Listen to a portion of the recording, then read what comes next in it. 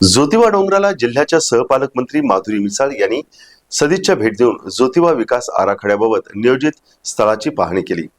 ज्योतिबा देवस्थान आराखडा तयार करणाऱ्या समितीनं 2 वर्ष ज्योतिबा डोंगरावरील माहिती देऊन आराखडा तयार करण्यात आलेला आहे।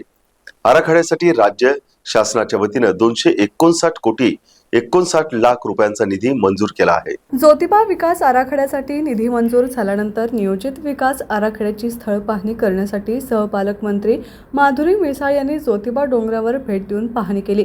त्यांनी ज्योतिबा देवाचं दर्शन घेतलं।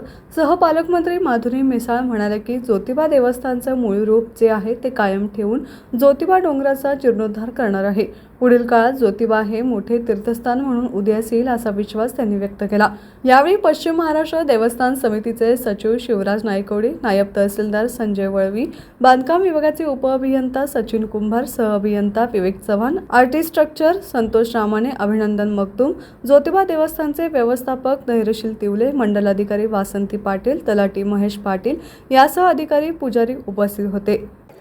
आज अहिल्याबाई होळकरांचा 300वी जयंती आहे आणि त्या जयंतीच्या निमित्ताने मागची कॅबिनेट ही चौंडीमध्ये त्यांच्या जन्मस्थानी झाली आणि त्यांच्या जन्मस्थानी आपला कोल्हापूरच्या अंबाबाईचा आणि ज्योतिबाचा आराखडा राज्य शासनाने मंजुरी दिली।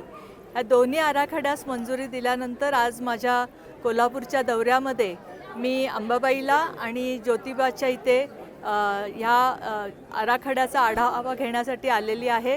आत्ता जर तुम्ही बघितलं असेल तर ज्योतिबा देवस्थानाचं मूळ रूप जे पण आहे ते कायम ठेवून अशा पद्धतीने आमच्या सगळ्या टीमनी हा 2 वर्ष त्याच्यावर मेहनत घेऊन पूर्ण रिसर्च करून त्यांनी हा आराखडा तयार केलेला आहे आणि त्याच्यामध्ये पहिल्या फेजमध्ये मंदिराचं आणि आजूबाजूच्या परिसरामधलं जे पण आराखड्यामध्ये घेतलेलं आहे त्याची पाहणी करण्यासाठी मी आज आलेली आहे। अतिशय उत्कृष्ट पद्धतीने हे देवस्थानाचा मला असं वाटतं की पुनर्विकास नाही म्हणा तर जीर्णोद्धार तसा आणि अहिल्याबाई होळकरांचंच मेन तर हे होतं की त्यांनी मंदिराचे जीर्णोद्धार केले आणि त्यांच्याच जयंतीच्या निमित्ताने हे आराखडे मंजूर झालेले आहेत। त्यामुळे भावी याच्यामध्ये हे एक मोठं तीर्थस्थान म्हणून उदयास येईल याची आम्हाला 100% खात्री आहे आणि राज्य शासनाचे पण मी त्यानिमित्ताने एक राज्य शासनाची प्रतिनिधी म्हणून पण आभार मानते।